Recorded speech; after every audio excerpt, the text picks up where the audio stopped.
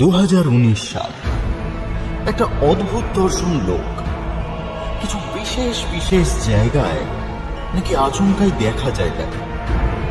কিরকম জায়গা, কত বছর ধরে বেঁচে আছে লোকটা। শোনা যায় বিচিত্র কিছু ক্ষমতা আছে তাকে অনুসরণ করেই আসে ভয়াবহ কোন বিপদ। কোন প্রাচীন রহস্য লুকিয়ে আছে ভুডু কলসির ভেতর? ঘনিয়ে ওঠা রহস্যের জট পাশ থেকে একটা পাথর কুড়িয়ে নিয়ে বেশ কয়েকটা বাড়ি মেরে প্রথমে মাছটাকে খতম করে দিল। তারপর খেতে শুরু করলো। কাঁচা? হ্যাঁ, কাঁচা।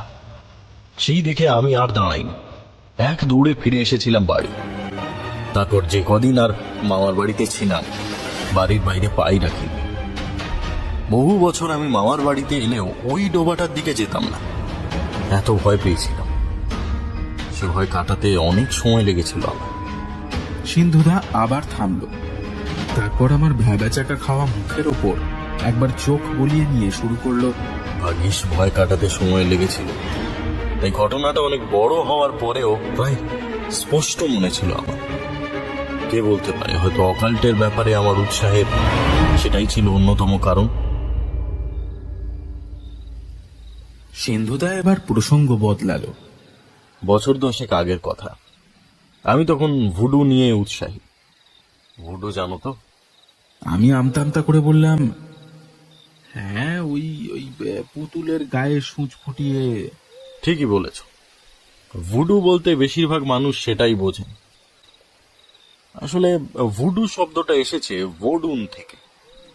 পশ্চিম আফ্রিকার নাইজেরিয়া, বেনিন এসব দেশে ফন বলে একটা ভাষা আছে। সেই ভাষায় ভোডুন মানে হলো আত্মা বা স্পিরিট। 17th আর 18th সেঞ্চুরিতে যখন আফ্রিকা থেকে দলে দলে লোক ধরে এনে কৃতদাস বানানো হতো, তখনই কোনোভাবেই ভোডুন ব্যাপারটা ক্যারিবিয়ান দ্বীপপুঞ্জের হাইতি দেশে গিয়ে পৌঁছায়। সেখানেই এর নাম হয় ভুডু। এতে গেল ইতিহাস। তবে ভুডুর অনেক রকম ভেদ আছে। সেসব নিয়ে পড়তে গিয়েই আমি প্রথম ভুডু কলসির ব্যাপারে জানতে পারি। ভুডু কলসি? হ্যাঁ, নাইজেরিয়ার ইবো আদিবাসীদের কোন কোন শাখা তান্ত্রিক প্রক্রিয়ায় এই ভুডু কলসি বানাতো এক সময়।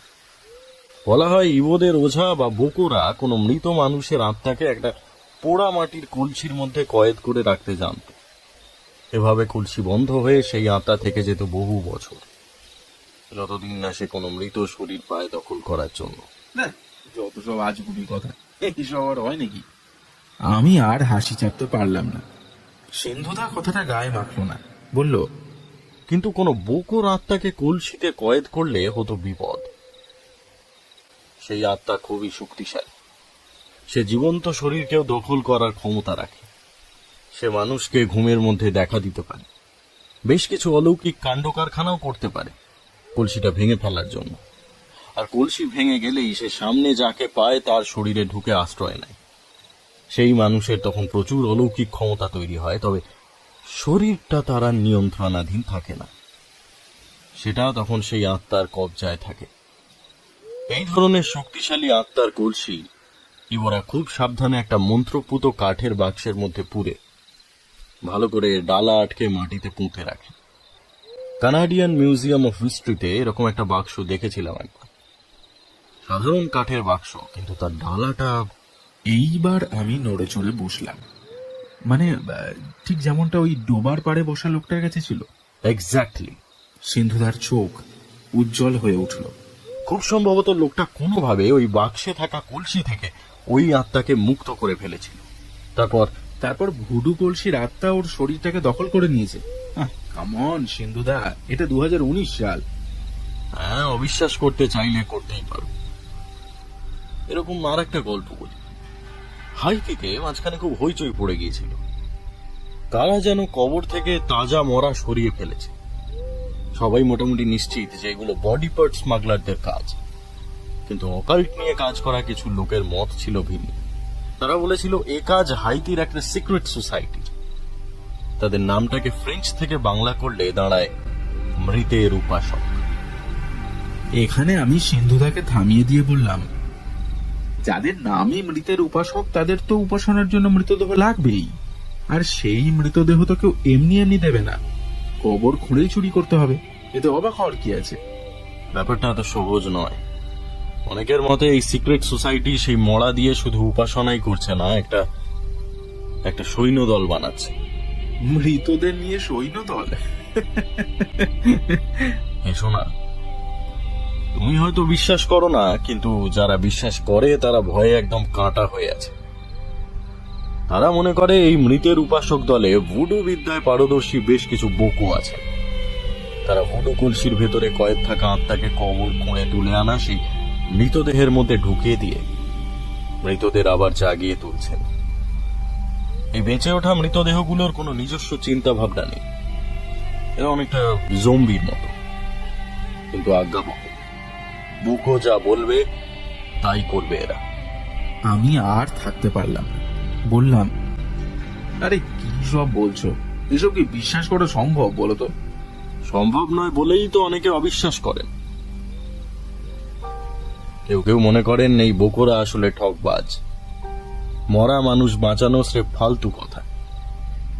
ওরা আসলে পাফার মাছের বিষ ব্যবহার করে মানুষকে ধোঁকা দেয়। পাফার মাছের বিষ? হ্যাঁ, পাফার মাছের বিষ আসলে নিউরোটক্সিন। কোন জীবিত মানুষের উপর সেটা প্রয়োগ করলে নাকি সেই মানুষ জড়বুদ্ধি এবং আংশিক পক্ষাঘাতগ্রস্ত হয়ে পড়ে।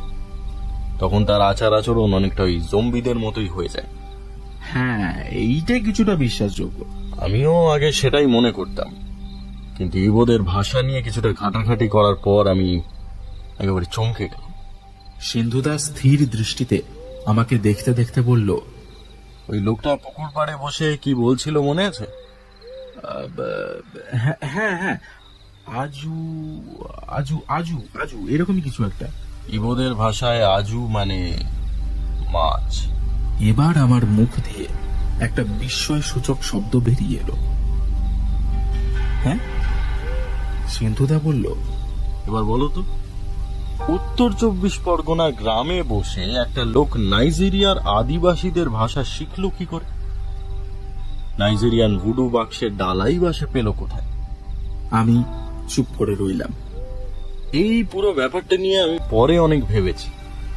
আমার ধারণা ভুডু কলসির আত্মা যখন ওই লোকটার শরীর দখল করে নেয় তখন সেই লোকটা ছিল জীবিত।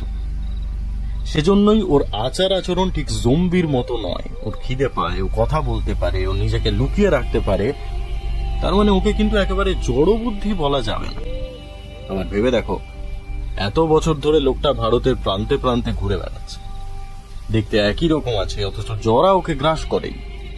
তুমি ভাবতে পারছো সৈনিক হিসেবে এমন মানুষ কতটা দামি হতে পারে মৃতের উপাসকদের কাছে? আমি যদি খুব একটা ভুল অনুমান না করে থাকি তাহলে ফগু মামার সেই আফ্রিকান ক্লায়েন্ট খুব সম্ভবত হাইতির এই সিক্রেট সোসাইটি। কালো মানুষ হলেই সবাই আফ্রিকান ভেবে নেয়, এটা খুব স্বাভাবিক ব্যাপার।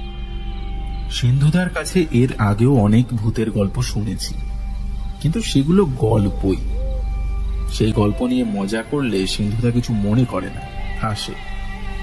আজকের ঘটনাটা যেহেতু ওর নিজের জীবনের ঘটনা, তাই বোধহয় কিছু বললে পার্সোনালি নিচ্ছে। তুমি পিল্লি সম্বন্ধে জানতে এসেছিলে না? এবার শোনো, পিল্লি এক ভয়ানক সিংহলী দানব, অসম্ভব শক্তিশালী। কারো জন্য একবার পিল্লি তৈরি করা হলে তাকে আর ফেরাবার কোনো উপায় নেই। পিল্লি তাকে মেরেই শান্ত হবে। যদি সে তা না পারে, কোনোভাবে বাধাপ্রাপ্ত হয়, তাহলে ফিরে গিয়ে যে তাকে তৈরি করেছে তাকে মারবে। পিল্লি সাধনা ভীষণ গোপনীয় ব্যাপার, খুব বেশি কিছু এর সম্বন্ধে জানা যায় না। শুনেছি নাকি প্রায় 18 রকমের পিল্লি হয়। সাধারণত কোনো মানুষ বা পশুর মৃতদেহ লাগে পিল্লি তৈরি করতে। সেগুলোর আবার আলাদা আলাদা নামও আছে। মৃত সাপ ব্যবহার করা হয় নাগ পিল্লির ক্ষেত্রে, কুমার পিল্লির ক্ষেত্রে অল্প বয়সী ছেলে, আর কন্যা পিল্লির ক্ষেত্রে কোনো বাচ্চা মেয়ের সব। এমনি গজ পিল্লি, সিংহ পিল্লিও আছে। শুধু তাই নয়, কুকুর, বুনো শুয়োর, মায় মুরগি বা জোনাকি দিয়েও পিল্লি বানানো যায়। ব্যাস, এর বেশি কিছু মনে পড়ছে না এই মুহূর্তে। অনেকদিন আগে পড়েছিলাম তো। হ্যাঁ, আর একটা কথা পড়েছিলাম, পিল্লি তৈরি করার সময় বট গাছের কাঠ দিয়ে বাক্স বানিয়ে তাতে সেই সব দেহ রাখতে হয়। আমি আবার সোজা হয়ে বসলাম। বট কাঠের বাক্স? বুড়ো জ্যোতিষী আজ সকালেই বট কাঠের বাক্সের কথা বলেছিলেন। সেটা এত কথার মধ্যে ভুলেই গিয়েছিলাম। তোমার ওই বন্ধুর কি অনেক শত্রু? ওর মতো ছেলের শত্রু থাকা অসম্ভব। ভীষণ ভালো ছেলেও, কিন্তু এর সঙ্গে তোমার ছোটবেলার সেই ঘটনার কি সম্পর্ক সেটা তো বুঝলাম না। সম্পর্ক আছে, মনে করে দেখো ফুকু মামা কি বলেছিল। সেই লোকটাকে যেখানে পিশাচ বা বেতাল সাধনা হচ্ছে তার কাছাকাছি দেখা যেত। কিন্তু তার সঙ্গে ইবোদের মধ্যে কথিত আছে, একবার যদি কলসির আত্মা কোনো শরীর দখল করে নেয় তাহলে তার থেকে নিষ্কৃতি পাওয়া প্রায় অসম্ভব। আত্মা সেই শরীরটাকে শত শত বছর বাঁচিয়ে রাখবে, যদি না আত্মার সমান বলশালী অন্য কোনো শক্তির সঙ্গে তার লড়াই হয়। বোঝাই যাচ্ছে এই লোকটি সবসময় চেষ্টা করেছে বেতাল বা পিশাচের মতো কোনো ভয়াবহ শক্তির মুখোমুখি হতে। কেউ তাকে পথ দেখিয়ে নিয়ে গেছে সে অবধি, কিন্তু শেষ রক্ষা হয়নি। লোকটা সেই শক্তির মুখোমুখি হয়নি, কোনো কারণে ফিরে এসেছে। একটু থামলো সিন্ধুদা। স্টাডি টেবিলে একটা জলের বোতল রাখা ছিল, সেখান থেকে এক ঢোক জল খেলো, তারপর বলল, অদ্ভুত ব্যাপারটা ঘটেছে আজ সকালে। আমাদের একটা ফেসবুক গ্রুপ আছে, অকাল্ট ম্যানিয়াক্স বলে। সেই গ্রুপে আজ একটা অদ্ভুত ছবি পোস্ট হয়েছে। যে লোকটা ছবি পোস্ট করেছে সে পেশায় রিপোর্টার।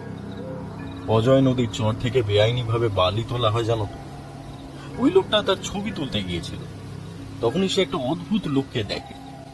জট পাকানো এক মাথা চুল, মুখে দাড়ি গোঁফের জঙ্গল, শতচ্ছিন্ন পোশাক। হনহন করে বর্ধমানের দিক থেকে হেঁটে এসে অজয়ের চর পেরিয়ে বীরভূমে ঢুকে গেল। সেই রিপোর্টার ভদ্রলোক লোকটা ছবি তুলে আমাদের ফেসবুক গ্রুপে দিয়ে লিখেছেন, এ নিশ্চয়ই কোনো তান্ত্রিক। কি বলেন বন্ধুরা? ছবিটা দেখে আমি অবাক। এ সেই লোক যাকে আমি ছোটবেলায় গোবরডাঙ্গায় দেখেছিলাম, ডোবার পাশে বসে মাছ ধরে কাঁচা খাচ্ছিল। আশ্চর্য, সে এখনো একই রকম দেখতে, একই রকম। হাতে সেই মরার খুলি, খোদাই করা কাঠের পাটাও রয়েছে আগের মতো। সিন্ধুদা নিজের পায়ের ক্রেপ ব্যান্ডেজে হাত বুলিয়ে নিয়ে হতাশ গলায় বলল, জীবনে কোনোদিন আমার এত অসহায় লাগেনি। আজই পাটা মচকাতে হলো। পাটা যদি ঠিক থাকতো তাহলে আমি এতক্ষণে বসে বসে তোমায় গল্প না শুনিয়ে বীরভূমের দিকে দৌড়াতাম। আমি কি বলবো বুঝতে না পেরে বোকার মতো চুপ করে রইলাম। শোনো, তুমি দেরি করো না, তোমার বন্ধুর ভীষণ বিপদ। তুমি কাল সকালেই কোনো ট্রেন ধরে বীরভূম যাও। আমি অবাক হয়ে বললাম, আমি আমি কি করতে পারি? আমি তো এসব ব্যাপারে কিছুই জানি না। সিন্ধুদা হিসে গলায় বলল, তোমার বন্ধুকে মারতে সত্যিই কেউ পিল্লি তৈরি করছে। তা না হলে ওই অদ্ভুত লোকটাকে আশেপাশে দেখা যেত না। পিল্লি তৈরি করতে কয়েক সপ্তাহ সময় লাগতে পারে, কিন্তু তৈরি হয়ে যাওয়ার পর পিল্লির মাত্র কয়েক ঘন্টা সময় লাগে লোকটাকে খুঁজে বের করে মারতে। তাই তোমার বন্ধু যখন বেঁচে আছে তখন ধরেই নেওয়া যায় পিল্লি সাধনা এখনো শেষ হয়নি। তবে খুব বেশি সময়ও বোধহয় হাতে নেই। এখন তুমি আমার এসব ব্যাপারে কতটুকু ক্ষমতা বলো তো? আমি কি বা করতে পারি? আমি কিচ্ছু করতে পারবো না, তবে ওই লোকটা হয়তো করতে পারবে। তোমার প্রথম কাজ হবে ওই গ্রামে গিয়ে সেই ভুডু বাক্সের ডালা হাতে লোকটাকে খুঁজে বের করা। আমার অনুমান যদি সত্যি হয় তাহলে পিল্লিকে আটকানোর ক্ষমতা আছে একমাত্র ওই লোকটারই।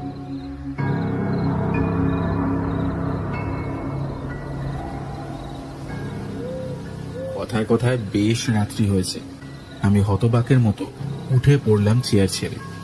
সিন্ধুদা কট করে টেবিল ল্যাম্পটা অফ করলো।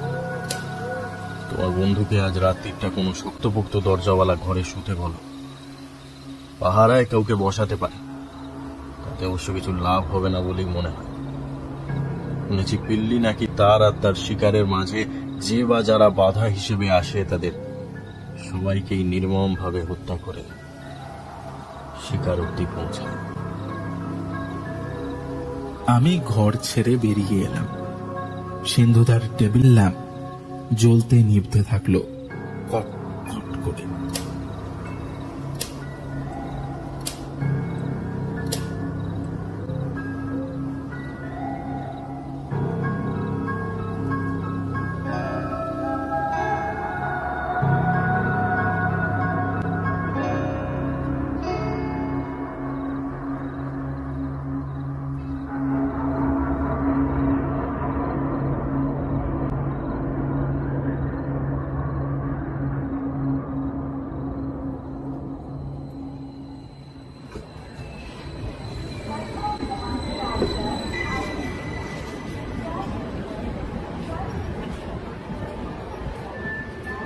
দশটা 10-এর শান্তিনিকেতন এক্সপ্রেস বোলপুর স্টেশনে যখন পৌঁছালো তখন 12:25। প্রায় রাইট টাইমই বলা যায়। 1 নম্বর প্ল্যাটফর্মের ছোট গেট দিয়ে বেরিয়ে দেখি অন্তু দাঁড়িয়ে আছে। কিছু দূরে ওর ঢাউস লাল গাড়িটা পার্ক করা। আমায় দেখেই অন্তু বলল, চল চল চল চল, খুব খিদে পেয়েছে। মহামায়া হোটেলের কাতলা মাছের পিটি দিয়ে ভাত খাবো, চল। অন্তুকে দেখে আমি কিছুটা নিশ্চিন্ত হলাম। কাল রাত্রে সিন্ধুদার বাড়ি থেকে ফেরার পর আমি কম করে 1000 বার অন্তুকে ফোন করার চেষ্টা করেছি। রিং হয়ে যাচ্ছে, কেউ ধরছে না। আজ সকালে এমনকি ট্রেনে উঠেও চেষ্টা করেছি বার কত, পাইনি। শেষে মেসেজ করে দিয়েছিলাম যে আমি আসছি। মনে মনে একটা দুশ্চিন্তা চলছিল কাল থেকেই। যদিও সিন্ধুদা যে কথাগুলো বলেছে তার এক বর্ণ বিশ্বাস করা কঠিন, অন্তত আমার পক্ষে। অন্তু শুনলে তো আস্তে আস্তে স্টেশন চত্বরে গড়াগড়ি দেবে। আরে ফোন যদি নাই ধরবি তাহলে ফোনটা কেনার দরকার কি? আরে বলিস না, কি যে কাণ্ড। কাল দুপুরে দুম করে বোলপুর চলে এলাম সিনেমা দেখবো বলে। আধা রাস্তা এসে খেয়াল হলো হঠাৎ মোবাইলটা গ্রামের বাড়িতে ফেলে এসেছি। ফিরে গেলে আবার শো মিস করবো। তাই পিসির ছেলে আজ ব্যবসার কাজে দিল্লি যাচ্ছিল। সকালে ট্রেন ধরার সময় এসে মোবাইলটা দিয়ে গেল। তখন দেখি তোর লক্ষ লক্ষ ফোন আর মেসেজ। আর বলতে হবে না, বুঝেছি। চল বাইপাসের দিক থেকে শর্টকাটে বেরিয়ে যাই। অন্তু থমকে বলল, সে কি, বোলপুরের বাড়িতে যাবি না? না, গ্রামের বাড়ি যাব। আর মাছ ভাত খাবো না? না, খাবো না। আমি হাওড়া স্টেশন থেকে কিছু প্যাটিস আর মিষ্টি কিনেছি, আমার ব্যাগে আছে। খুব খিদে পেলে সেগুলো খাবি। যা বাবা, এত কি তারা পড়লো তোর? এই এই এই, শান্তিতে একটু মাছ ভাতটাও খেতে পারবো না প্লিজ?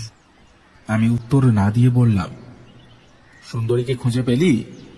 না রে, অদ্ভুত ব্যাপার জানিস তো। কাল বিকেলে সারা গ্রাম তন্ন তন্ন করে খুঁজেছি, কোথাও নেই। অত বড় জন্তুটা হাওয়ায় মিলিয়ে গেছে জানো। 2-1 জায়গায় অবশ্য কাল দেখা হয়নি, সেটা আজ দেখবো। কেন কাল দেখা হয়নি কেন? কোন জায়গা? ভাঙা নীলকুঠির দিকটা। তাহলে ওখানে একটা 16 ফুটের শঙ্খচূড় আস্তানা গেড়েছে কোত্থেকে এসে। তাই কাল বিকেলে আবছা আলোয় কেউ ওখানে যেতে চাইছিল না। আজ দিনের আলোয় দেখবো। আমি গাড়িতে উঠতে উঠতে বললাম, দেখ, দিনের আলো কিন্তু আর বেশিক্ষণ থাকবে না। বেশি লোক দরকার নেই। চল, তোদের আমাতেই খুঁজে দেখি। তোকে কিছু অদ্ভুত কথা বলার আছে, মন দিয়ে শুনবি। বিশ্বাস করিস বা না করিস সেটা তোর উপর। আমার কথাগুলো শুনে অন্তু কি বুঝলো কে জানে। ফোঁস করে একটা দীর্ঘশ্বাস ফেলে ড্রাইভারকে বলল, দাদা, আজ আর খাওয়া হবে না, আপনি গ্রামের দিকে চলুন।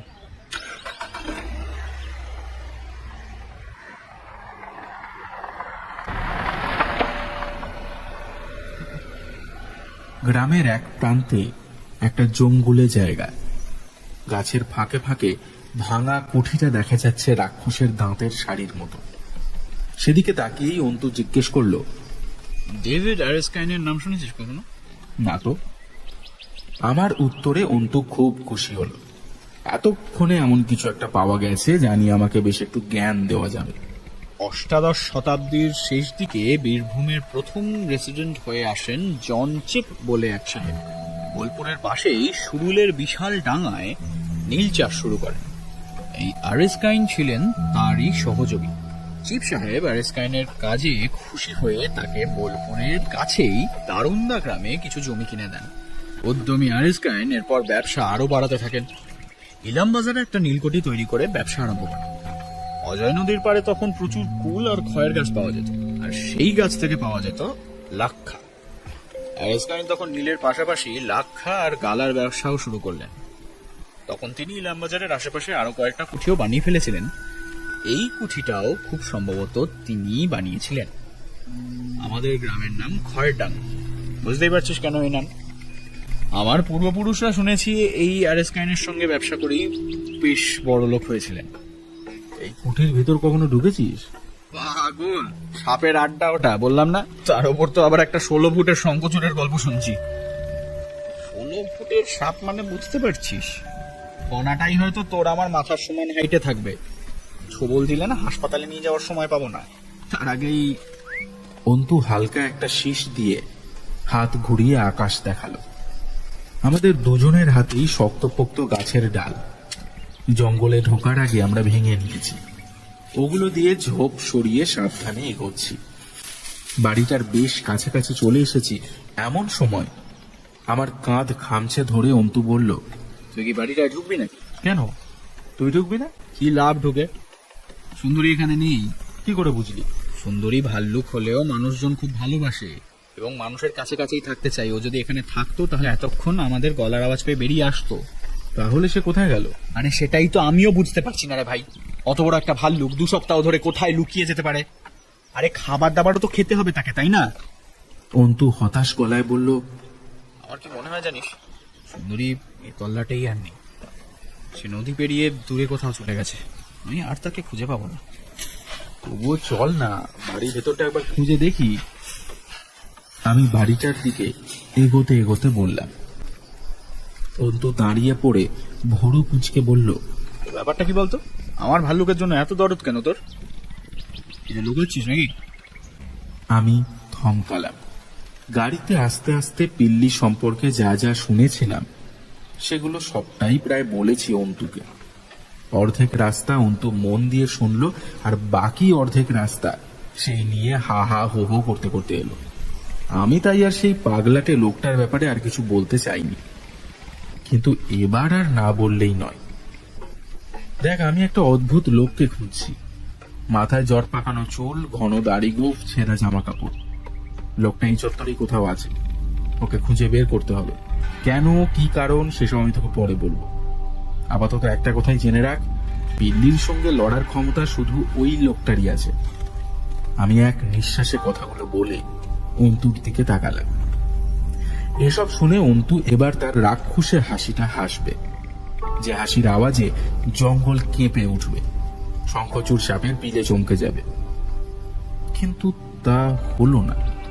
অন্তু অবাক হয়ে বলল, এই পাগলটার কথা তুই কি করে জানবি? কালকে আমাদের গ্রামে এসেছে থেকে বিকেলবেলা নাকি আমাদের সদর দরজা দিয়ে সোজা ঢুকে পড়েছিল। নকুল কাকার বাকিরা দেখতে পেয়ে আটকেছে। ভেবেছিল ভিকিরি টিকিরি হবে, কিন্তু ওকে আটকানোর পর ভিক্ষে টিক্ষে কিছু না চেয়েই খনন করে বেরিয়ে চলে যায়।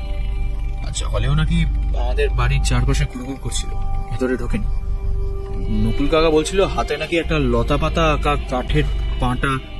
অন্তুর কথা শুনে লাফিয়ে ওঠার আগেই আমার চোখে পড়লো জিনিসটা। অন্তুও দেখতে পেয়েছে। এটা কি চকলেটের প্যাকেট? আমি সেটা কুড়িয়ে নিয়ে উল্টে পাল্টে দেখলাম রিডলির চুইংগামের খালি র্যাপার। এই গ্রামে কেউ আমেরিকান চুইংগাম খায় বলে তো মনে হয় না, তাও আবার এই জঙ্গলে এসে। ব্যাপারটা কি? বাবা, এই নিয়ে তো ভাবার কি আছে? এক তো পাশেই রেল ব্রিজ, ট্রেন থেকে কেউ হয়তো ফেলেছে, সেটা হাওয়ায় উঠতে উঠতে এখানে এসেছে। অন্তু সহজ সমাধান দিল। আমি অবাক হয়ে বললাম, মাথাটা কি গেল নাকি তোর? রেল ব্রিজ কোথায়? সেখান থেকে এত দূরে হাওয়ায় উড়িয়ে আনবে? কেন উড়বে না? উড়তেই পারে। এই দেখ। অন্তু প্যাকেটটাকে হাওয়ায় ওড়াবার চেষ্টা করলো, কিন্তু সেটা বেশি দূর গেল না। ডান পাশে একটা শিরিষ গাছের তলায় বিচুটি ঝোপের মধ্যে গিয়ে লুকালো। অন্তু প্যাকেটটা কুড়িয়ে আনতে গেল, আবার উড়িয়ে দেখার ইচ্ছে ছিল বোধহয়, কিন্তু শিরিষ গাছের পাশে পৌঁছেই লাফিয়ে উঠল, বলল, বাবলা, দেখে যা, শিগগিরই দেখে যা। আমি একটু এগোতেই জিনিসটা দেখতে পেলাম। একটা বিশাল সাপের মরা শরীর, পচে পচে গেছে শরীরটা, পিঁপড়ে ঠিক ঠিক করছে। এই তোর সেই শঙ্খচূড়, এ তো মরা। এতক্ষণে অন্তুকে একটু গম্ভীর লাগলো। জ্যান্ত থাকলে কি ব্যাপারটা খুব ভালো হতো? কথা হলো, সাপটাকে এভাবে মারলো কে? মারলো বলছিস কেন? দেখ না, সাপের মুন্ডুটা ধর থেকে আলাদা করে দিয়েছে, পাশেই পড়ে আছে, ওই দেখ।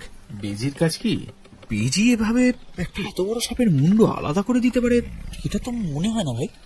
তাহলে না, ব্যাপার স্যাপার অত্যন্ত খোরালো ঠেকছে। চল আজ বরং ফিরে যাই, কাল সঙ্গে কিছু লোকজন নিয়ে এসে বাড়িটায় ঢুকবো। আমরা ফেরার জন্য ঘুরতেই চমকে উঠলাম। কখন যেন একটা লোক এসে আমাদের ঠিক পেছনে দাঁড়িয়েছে। নিঃশব্দে একটা শুকনো ডালে বা পাতায় পা ফেলার সামান্য শব্দটুকুও হয়নি। লোকটার মাথায় জট পাকানো চুল, এক মুখ দাড়ি গোফের জঙ্গল, মা হাতে কারুকার্য করা কাঠের পাটা।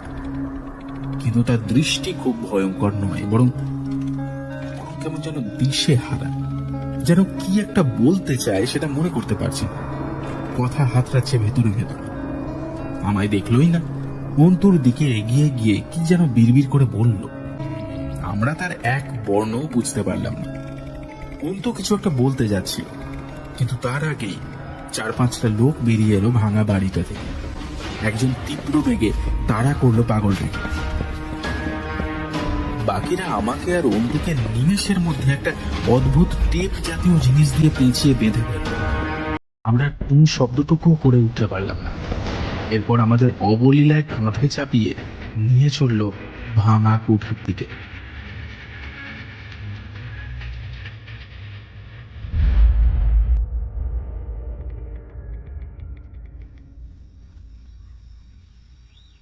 আমি 30 বছরের বেশি সময় ধরে লোকটাকে ট্র্যাক করার চেষ্টা করছি। এমন কখনো দেখিনি যে লোকটা নিজে থেকে কারো সঙ্গে কথা বলতে গেছে। লোকটা খুব অবাক হয়েছে এবং সেটা লুকিয়ে রাখার চেষ্টাও করছে না। বাঁধা অবস্থাতেই আমাদের দেওয়ালের সঙ্গে ঠেস দিয়ে বসিয়ে রাখা হয়েছে। শ্যাওলা ধরা দেওয়াল, ছাদ নেই, আকাশ দেখা যাচ্ছে, দিনের আলো মরে আসছে দ্রুত। লোকটা এবার অন্তুর সামনে এসে বলল, পশ্চিম পাড়ার বাড়ির একতলায় কি করছো তোমরা? অন্তু ওর কথার উত্তর দিল না। হেসে সে বলল, এই, তুমি জানো আমি কে? আমার একটা কথাই গ্রামের লোকেরা তোমার কুচি কাটা করে ফেলবে। লোকটা হাসল। ওর ওপরের পাটির সামনের দাঁত দুটো সোনার। বলল, তুমি কি জানো আমি কে? না, জানি না। তুমি কোন হরিদাস পাল হে শুনি? আমি কোন হরিদাস পাল সেটা কিছুক্ষণের মধ্যেই তুমি জানতে পারবে। তার আগে বলো তো, তোমাদের পশ্চিম পাড়ার বাড়িতে কি চলছে? অন্তু চুপ পড়ে আছে। আমি ওকে চিনি, ভয়ঙ্কর গোয়ার গোবিন্দ ছেলে। উত্তর তো দেবেই না, বরং হাত পা খোলা পেলে লোকটার উপর ঝাঁপিয়ে পড়ে ওর টুঁটি চেপে ধরতে পারে। উত্তর না পেয়ে লোকটা হতাশ ভাবে মাথা নাড়ল। আমার সঙ্গে যে লোকগুলোকে দেখছো না, ওরা সবাই পেশাদার খুনি। ভালো ভাষায় আজকাল যাকে বলে মার্সেনারি। তোমাদের মেরে এই জঙ্গলে পুঁতে দিয়ে যেতে না আমাদের 1 ঘন্টার বেশি সময় লাগবে না। তাই আমাদের ধৈর্যের পরীক্ষা নিও না। যা জিজ্ঞেস করছি সোজাসুজি উত্তর দাও। অন্তু তাও গুঁজ হয়ে রইল। সোনার দাঁত এবার পেছন ফিরে কদম ছাঁট চুলওয়ালা একটা লোককে কি যেন একটা বলল। অমনি সে পকেট থেকে একটা ছোট্ট সাঁড়াশির মতো যন্ত্র বের করলো। সোনার দাঁত গম্ভীর গলায় বলল, ওটা কি বলো তো? ডিনেইলার, নখ উপড়ানোর যন্ত্র। কিন্তু মুশকিল হচ্ছে, তোমাদের তো টর্চার সহ্য করার অভ্যাস নেই। একটা নখ অর্ধেক উপড়োবার আগেই তো তুমি ব্যথার চোটে অজ্ঞান হয়ে যাবে। তারপর আবার তোমার জ্ঞান ফিরিয়ে এনে, না অনেক দেরি হয়ে যাবে। আমাদের হাতে কিন্তু অত সময় নেই। কদম ছাট অন্তুর দিকে তাকিয়ে হাতের যন্ত্রটা কটকট করে খোলা বন্ধ করলো। তার মুখটা হাসি হাসি হয়ে গেছে, যেন অত্যন্ত আনন্দদায়ক কোনো কাজের দায়িত্ব পেয়েছে সে। অন্তু সেদিকে তাকিয়ে একটা দীর্ঘশ্বাস ফেলে বলল, পশ্চিম পাড়ার বাড়ি নিয়ে আমি কিছু জানি না। ওটা আমার পিস্তুত ভাই ব্যবহার করে আমাদের ব্যবসার কাছে। একতলার ঘরগুলো খুব সম্ভবত গোদাম। কি জানি, আমি কোনোদিন যাইনি। এই তো মুখ খুলেছে।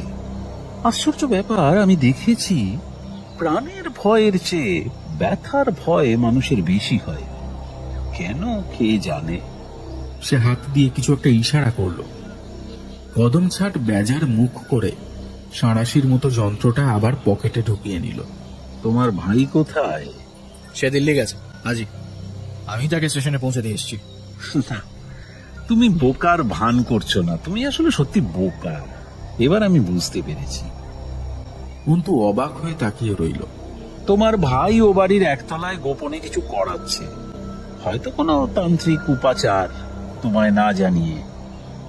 অনেকদিন ধরেই নাকি বেশ কড়া পাহারায় রেখেছে বাড়িটা। আমাদের লোকেরা আশেপাশে আছে, কিন্তু এখনো জানতে পারিনি কি হচ্ছে ভেতরে। আসলে সময় এত কম পাওয়া গেল। লোকটা নিজের হাতে একটা ঘুষি মেরে বলল, এত বছর ধরে ঘুরছি লোকটার পেছনে, কখনো এক ঝলকের বেশি দেখা হয় না। লুকিয়ে লুকিয়ে থাকে, কোথায় তা ভগবান জানে। এই প্রথম তাকে এতবার খোলা জায়গায় দেখা যাচ্ছে। কাল ফেসবুকে একটা ছবি পেয়ে ওকে আবার ট্র্যাক করতে শুরু করি আমি। আমাদের লোকাল কন্ট্যাক্ট জানায় লোকটা তোমার বাড়ি আর তোমার পশ্চিম পাড়ার বাড়ির আশেপাশে ঘোরাফেরা করছে। তারপর এই জঙ্গলে সে তোমার সঙ্গে কথা বলতে গিয়ে এলো। কেন কেন তোমাকে ওর কেন দরকার? লোকটা একটু থেমে চিন্তিত মুখে বলল, তার চেয়েও বড় কথা, ওই বাড়ির একতলায় কি হচ্ছে?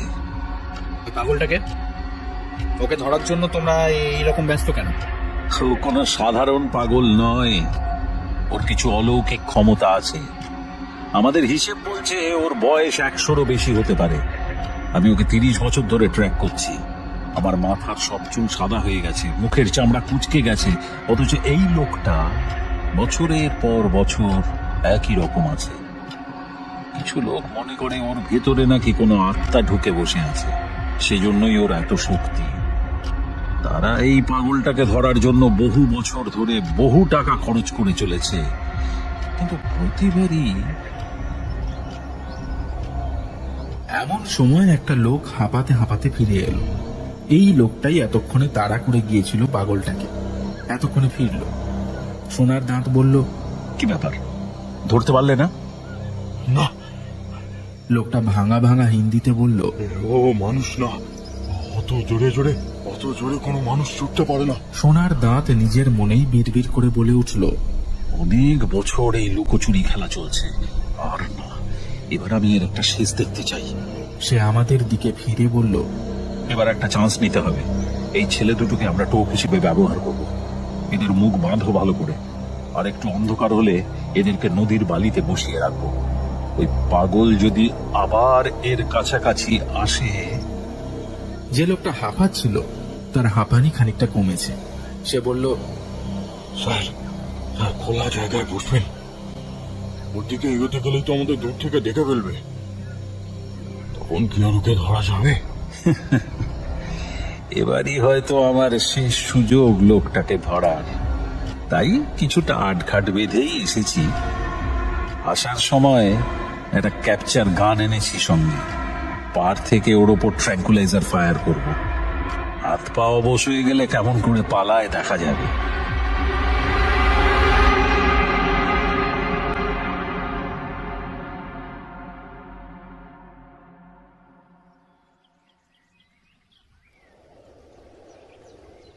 পূব আকাশে হালকা কমলা রং ধরেছে।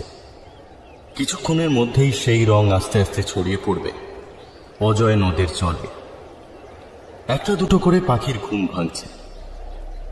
নদীর চরের একটা অংশ রক্তে লাল। 5টা মৃতদেহ পড়ে আছে সেখানে। ভীষণ আক্রোশে কোনো হিংস্র জানোয়ার যেন ছিঁড়ে খুঁড়ে ফালা ফালা করেছে তাদের। বড় রাস্তা থেকে দুটো ট্র্যাক্টর নেমে এলো চরে। মৃতদেহগুলোর ঠিক পাশটাতে গিয়ে থামল। 10টা শক্তপোক্ত চেহারার লোক লাফিয়ে নামলো ট্র্যাক্টর দুটো থেকে। তারা দ্রুত মৃতদেহগুলো তুলে দিতে লাগলো ট্র্যাক্টরের পেছনে। রক্তাক্ত জায়গাটা বালিচাপা দিতে লাগলো নিখুঁতভাবে। এরা সম্ভবত প্রথম দলটার কোনো ব্যাকআপ টিম। পাড়েও একটা লাশ রয়েছে, 3 জন সেদিকে দৌড়ান। পরি বসে আছে ভাঙা কুঠি বাড়ির পাশের জঙ্গলে, একটা সোনাঝুরি গাছের তলায়। এখান থেকে নদীর জল পরিষ্কার দেখা যাচ্ছে। লোকগুলো অত্যন্ত দ্রুত ও সাবধানী। এর মধ্যেই প্রায় পরিষ্কার করে এনেছে জায়গাটা। লোকজন যখন রাস্তায় বেরোবে তখন বুঝতেই পারবে না গত রাতে এখানে কি ভয়ঙ্কর কাণ্ড ঘটে গেছে।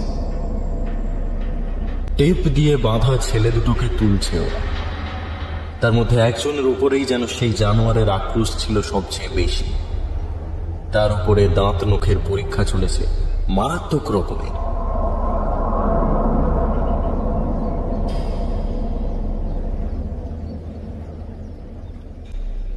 পরীর মন খারাপ লাগছে।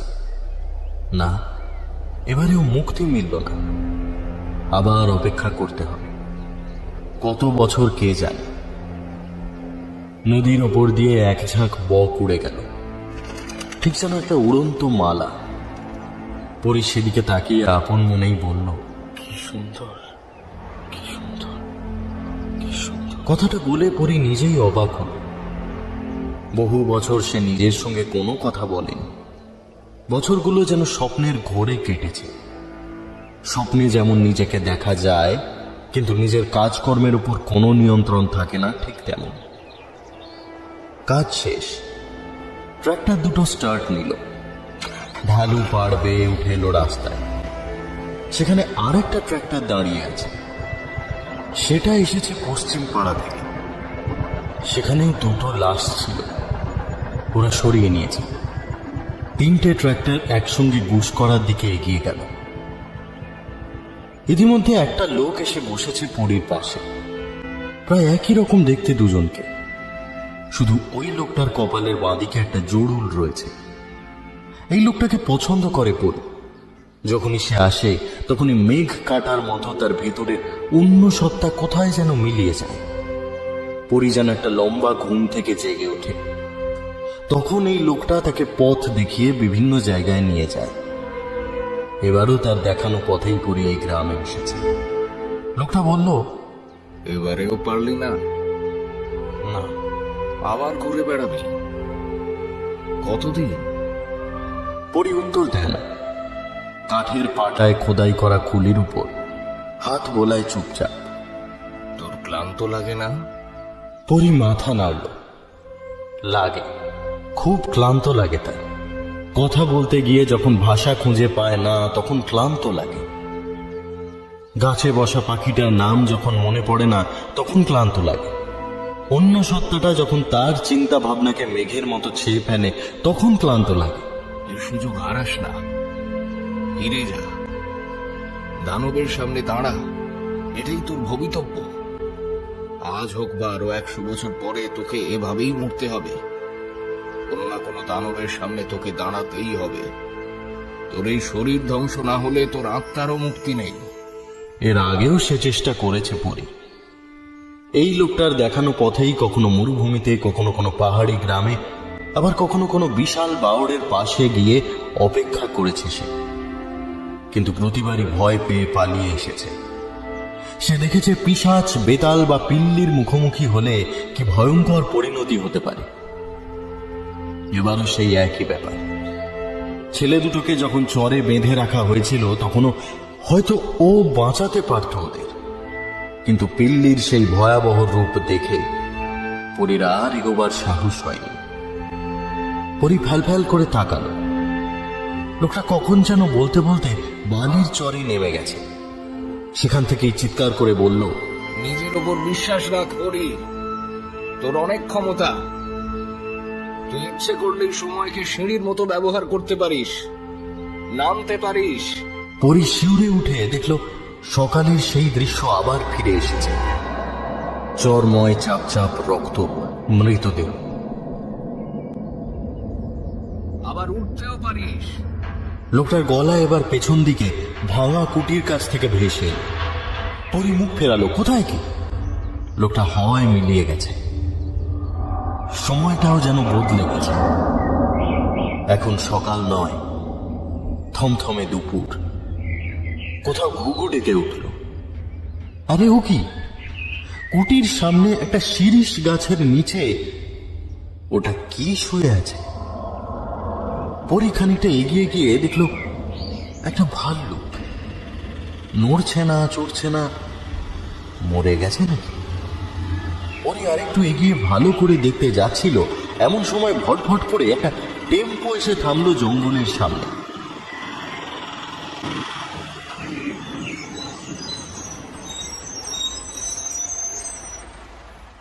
টেম্পোর পিছনে কাপড় ঢাকা দেয়া একটা খাঁচা। চারটে লোক খুব ব্যস্ত হয়ে নেমে এলো গাড়ি থেকে। পরি চট করে নিজেকে একটা মোটা গাছের আড়ালে লুকিয়ে নিল। চারজনের মধ্যে যে সামনে সামনে আসছে তার হাতে একটা চকচকে বড় তলোয়ার, কাঁধে মোটা একগাছি নাইলনের দড়ি। তার হাবভাব দেখে মনে হচ্ছে এ দুনিয়ায় কিছুকেই সে পরোয়া করে না। টাক মাথা রোগাটে যে লোকটা সবচেয়ে পেছনে আসছিল তার দিকে ফিরে তলোয়ারওয়ালা বলল, কোথায় দেখেছিস? টাক মাথার খুব একটা সামনে আসার ইচ্ছে নেই। সে পেছন থেকেই গলা বাড়িয়ে বলল, এই তো জঙ্গলের বাইরে ঘুরঘুর করছিল, বোধহয় ঢুকেছে ভেতরে। বোধহয় ঢুকেছে কিনা, তুই ঢুকতে দেখিস লাই? টাক মাথা মিনমিন করে কিছু বলতে যাচ্ছিল, তার আগেই 3 নম্বর লোকটা ভাঙা ভাঙা হিন্দিতে বলল, এই ও দেখো পড়ে আছে। এই 3 নম্বর লোকটাই সবচেয়ে অদ্ভুত। কুচকুচে কালো আবলুস কাঠের মতো গায়ের রং, ঝাঁকড়া চুল কাঁধ পর্যন্ত নেমে এসেছে, মুখে গোঁফ দাড়ির জঙ্গল, ছাই রঙের শার্ট আর ধুতি পরা। এবার চতুর্থ লোকটা এগিয়ে এলো, অবাক হয়ে বলল, পড়ে আছে কেন ওইভাবে? মরে গেল নাকি? চতুর্থ লোকটা যে বাকি 3 জনের তুলনায় পয়সাওয়ালা তা তার পোশাক দেখে বোঝা যায়। সে চোখ থেকে সানগ্লাসটা খুলে ভাল্লুকটার কাছে এগিয়ে গেল, সাবধানে দুবার সেটাকে পা দিয়ে ঠেললো, নড়ালো, তারপর অবাক হয়ে বলল, আশ্চর্য, মরল কি করে? ধুতি পরা লোকটা ভাঙা হিন্দিতে বলল, जो हुआ बिल्कुल ठीक हुआ, আমাদের আর মারতে হলো না। তলোয়ারওয়ালা লোকটা যেন খুশি হয়েছে। সে তলোয়ারটা নাচাতে নাচাতে বলল, সে তো ঠিকই, আঁচড়ে কামড়ে দিতে পারতো। ভাল্লুক খুব সাংঘাতিক জিনিস বটে। না না, সুন্দরী ওরকম একদমই নয় কো, খুব ঠান্ডা ছিল। যে যেতে দিত তার হাত থেকেই খেয়ে নিত, মাথায় হাত বুলিয়ে দিল, কিছু বলতো না কো। আমি কতবার দিয়েছি। এই তোর ভাল্লুক আদর করার গল্পকে শুনতে চেয়েছি না? চল, ড্রাইভারকে গিয়ে বল গাড়িটা আরো এগিয়ে আনতে। ও হতে ছাড়া আর এক ভিতু 5 মাইল দূরে গাড়ি দাঁড় করিয়ে বসে আছে। এই তুই এর পা দুটো বেঁধে ফেল। লোকটা ঝোপ করে কাঁধ থেকে দড়ির গোছা ফেলেছে কি ফেলেনি, সঙ্গে সঙ্গে তার পেছনের ঝোপ থেকে মাথা তুলল একটা বিশাল শঙ্খচূড় সাপ। কিন্তু ফনা নামিয়ে আনার আগেই লোকটা দ্রুত বাঁদিকে সরে গিয়ে তীব্র বেগে তলোয়ার চালালো সাপটার গলা লক্ষ্য করে। সবকিছু এত তাড়াতাড়ি হয়ে গেল যে বাকি লোকগুলো ভয় পাওয়ার সময় পেল না। এবার সানগ্লাস পরা লোকটা বলল, বাপরে, এইবার বুঝতে পারলাম ভাল্লুকটা কিভাবে মরেছে। গায়ে কাঁটা দিচ্ছে এখনো। তারপর ধুতি পরা লোকটার দিকে ফিরে বলল, এই জন্য পরাণকে আমি সব সময় সঙ্গে রাখি। ধুতি পরা লোকটা সে কথা শুনল কিনা কে জানে। একটা গাছের ডাল কুড়িয়ে নিয়ে ঝুঁকে পড়ে সাপের কাটা মাথাটা নিয়ে নাড়াচাড়া করতে করতে বলল, একে দিয়েও কাম হতো আমাদের। নাক পিল্লি সব সময় ভালো, কেউ সন্দেহ করে না। না, একদম না। আমি চাই বিল্লি ওকে আঁচড়ে ফালা করুক, কামড়ে টুকরো টুকরো করে দিই, ওকে যেন দেখে কেউ চিনতে না পারে। সারা জীবন আমাকে চালিয়েছে ও। আমার নিজের মা ওকে সব সময় বেশি ভালোবেসেছে। আজও বাড়ির সমস্ত ব্যবসা আমি দেখি, আমি পরিশ্রম করি, ব্যবসা আমি বাড়াই, আর সব হিসেব ওকে দিতে হয়। অনেক হয়েছে, অনেক হয়েছে। আর নয়, আর নয়, আর নয়, ওকে মরতে হবে, ভয়ঙ্কর ভাবে মরতে হবে। লোকটার গলায় এমন কিছু ছিল যে পরীর ভেতর অব্দি কেঁপে উঠল। সে আবার সময়ের সিঁড়ি বেয়ে নামতে শুরু করলো।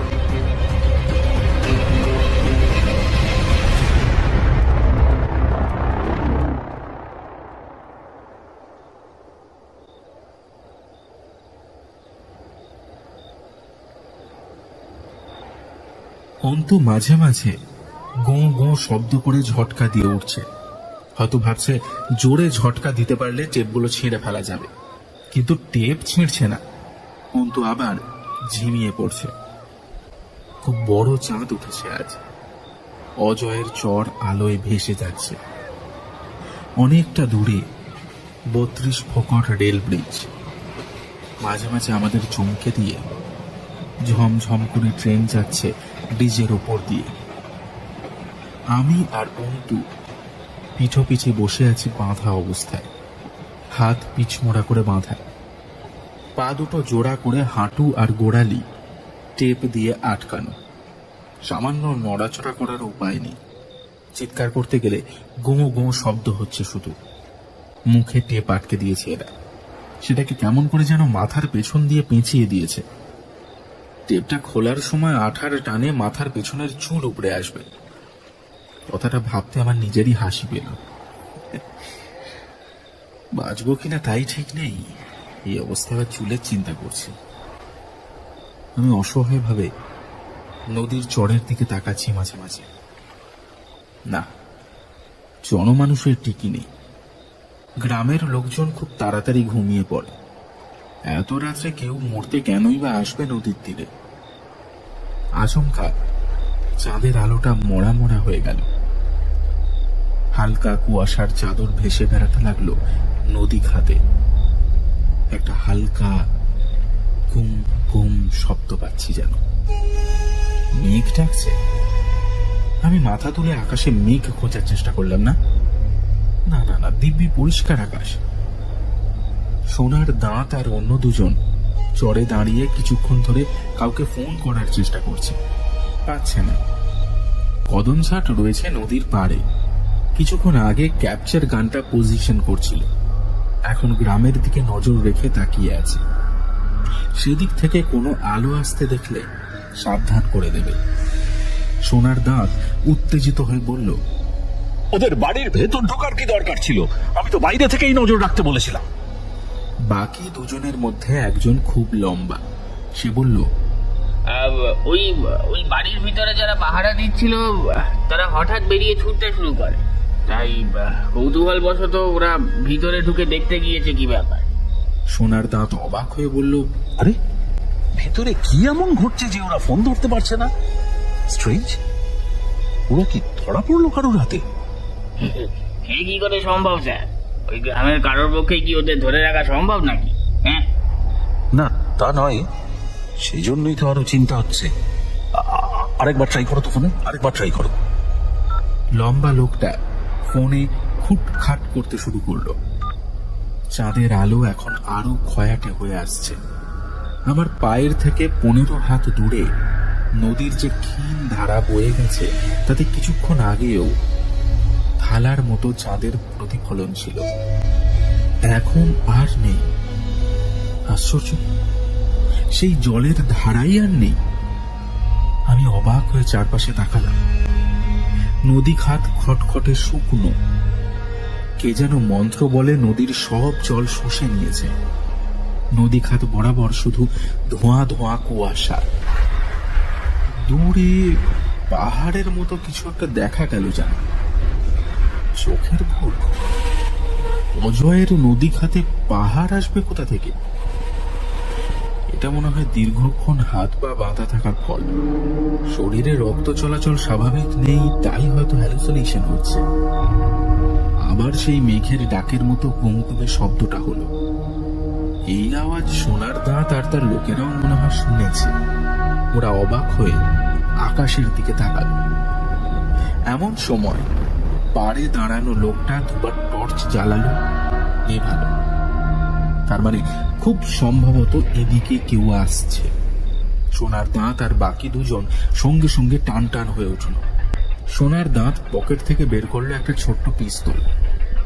লম্বা লোকটা একটা ছুরি উঁচিয়ে পাড়ের দিকে এগিয়ে গেল।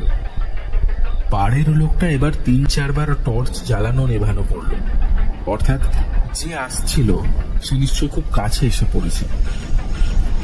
লোকটা টর্চ ফেলে দিয়ে পকেট থেকে একটা পিস্তল বের করল, কিন্তু সেটা চালাবার সময় পেল না। মুহূর্তের মধ্যে একটা বিশাল জানোয়ার ঝাঁপিয়ে পড়ল তার উপর। অজয়ের নদী খাত কেঁপে কেঁপে উঠল লোকটার চিৎকারে। লম্বা লোকটা দুপা পিছিয়ে এলো। তার ছুরি ধরা হাত যে কাঁপছে তা এই মরা চাঁদের আলোয় স্পষ্ট দেখলাম। পাড়ের লোকটার চিৎকার অনেকক্ষণ থেমে গেছে, কিন্তু সেই দানবের আক্রোশ যেন শেষ হচ্ছে না। সে গর্জন করে এখনো ছিঁড়ে টুকরো টুকরো করে চলেছে সেই লোকটা। কিছুক্ষণ পর জন্তুটা সোজা হয়ে দাঁড়ালো, যেন নদীর চরে থাকা বাকিদের ভালোভাবে দেখে নিল একবার। তারপর 4 পায়ে দ্রুত নেমে গেল ঢালু পাড় বেয়ে চরের বালিতে। মরা পচা গন্ধে চারপাশ ভরে গেল।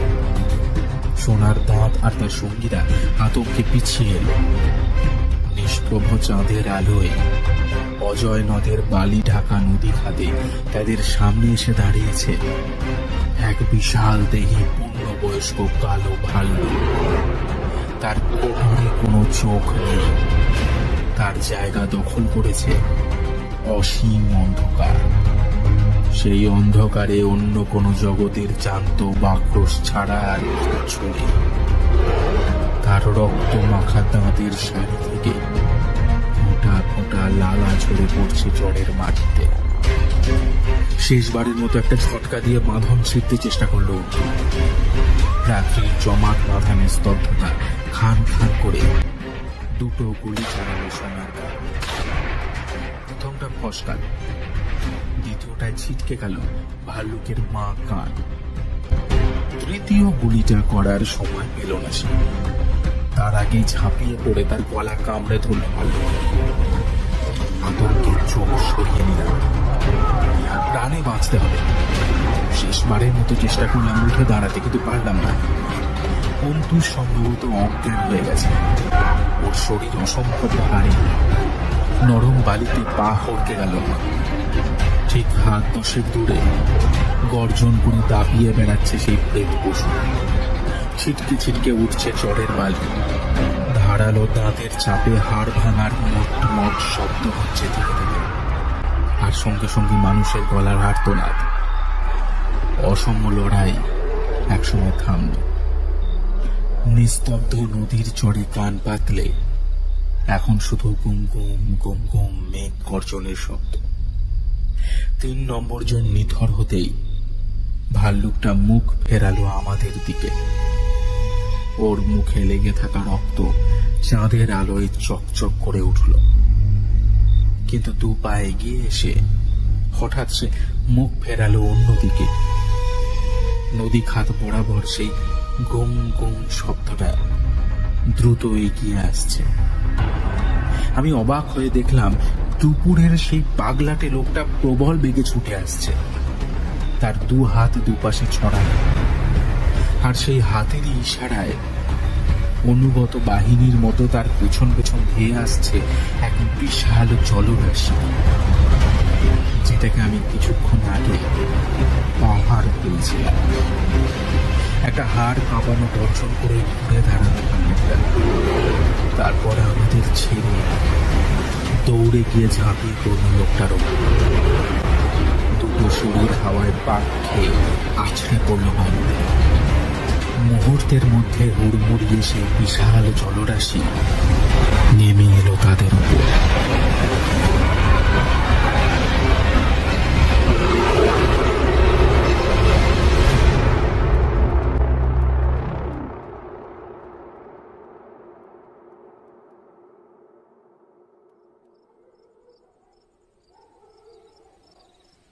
সিন্ধুদা একটা পেন্সিল ঢুকিয়ে ক্রেপের ভেতরটা চুলকে নিয়ে বলল, তারপর আর কিছুই মনে নেই আমার।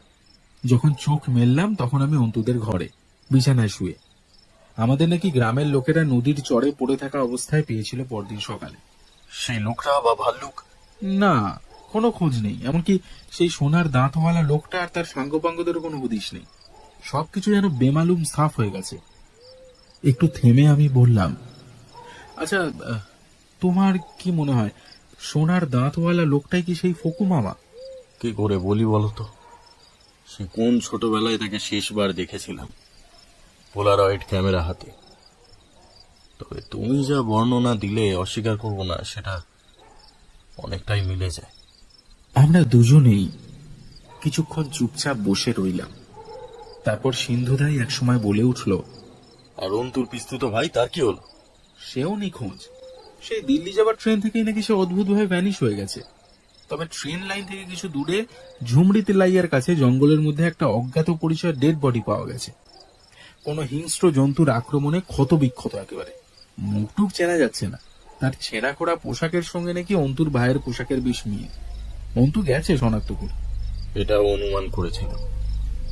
দিল্লি যদি বিফল হয় তাহলে ফিরে গিয়ে যে বা যারা তাকে তৈরি করেছিল তাদেরকেই হত্যা করে। তোমায় এটা বলেছিলাম, মনে আছে? দুঃখ একটাই, এত কিছু হলো অথচ আমি মচকানো পা নিয়ে বাড়িতে পড়ে থাকলাম। ওখানে থাকলেও বোধহয় খুব একটা ভালো অভিজ্ঞতা হতো না। আমার তো এখনো পুরোটাই অবিশ্বাস্য লাগছে। মনে হচ্ছে যেন একটা দুঃস্বপ্ন দেখে উঠেছে। কিন্তু কিন্তু কি? একটু সুস্থ হয়ে আমি আর অন্তু নদীর ধারে গিয়েছিলাম। সেখানে চড়ের বালিতে এমন একটা জিনিস খুঁজে পেলাম। কি জিনিস? তুমি অনেক হেল্প করেছো সিন্ধুদা, তাই সেই জিনিসটা আমি তোমাকেই উপহার দিতে চাই। আমি কাঁধের ব্যাগ খুলে একটা কাঠের পাটা বের করে সিন্ধুদার স্টাডি টেবিলে রাখলাম। টেবিল ল্যাম্পের আলোয় তার গায়ের লতা পাতা আর মরার খুলি যেন ঝকমকিয়ে উঠল।